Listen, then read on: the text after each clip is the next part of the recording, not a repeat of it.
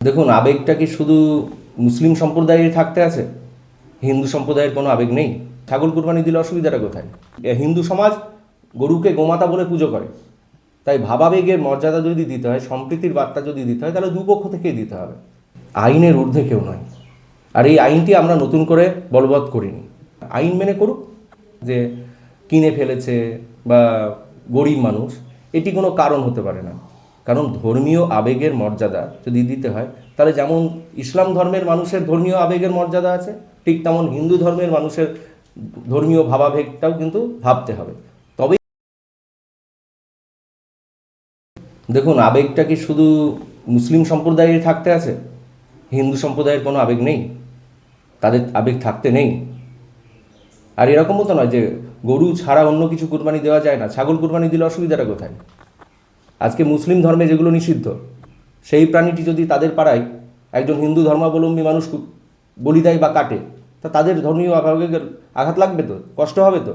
ঠিক তেমন একজন হিন্দু সমাজ গরুকে গোমাতা বলে পুজো করে, তাকে যখন কাটা হয় তখন সেই হিন্দুটার বুকেও কিন্তু আঘাত লাগে। তাই ভাবাবেগের মর্যাদা যদি দিতে হয়, সম্প্রীতির বার্তা যদি দিতে হয়, তাহলে দুপক্ষ থেকেই দিতে হবে। দেখুন, আইনের ঊর্ধ্বে কেউ নয়। আর এই আইনটি আমরা নতুন করে বলবৎ করিনি। এই আইনটি 1950 সালের একটি আইন। বিগত সরকার যারা চালিয়েছে বিগত দিনে, সেই দলগুলির ব্যর্থতা যে আইনটি তারা প্রণয়নও করেনি বা আইনটি নিয়ে ক্লিয়ার কোনো নোটিফিকেশান জারি করেনি।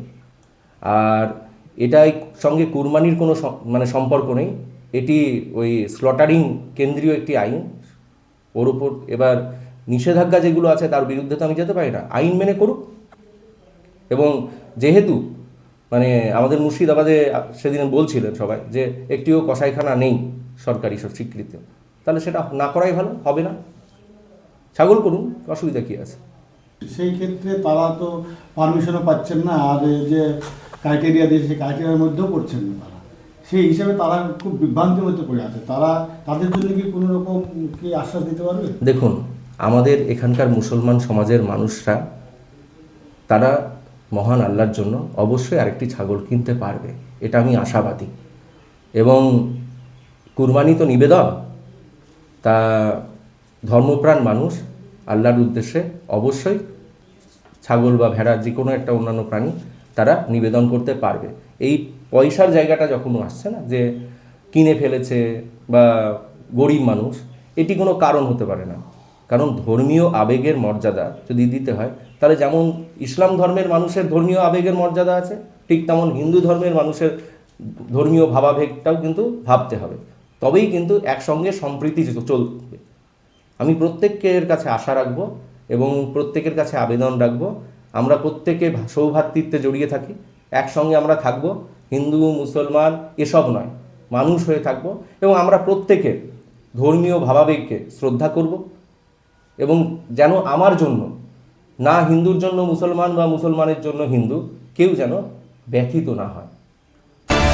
আরও খবর পেতে আমাদের ইউটিউব চ্যানেলটি সাবস্ক্রাইব করুন আর ফেসবুক ও ইনস্টাগ্রাম ফলো করে সঙ্গে থাকুন।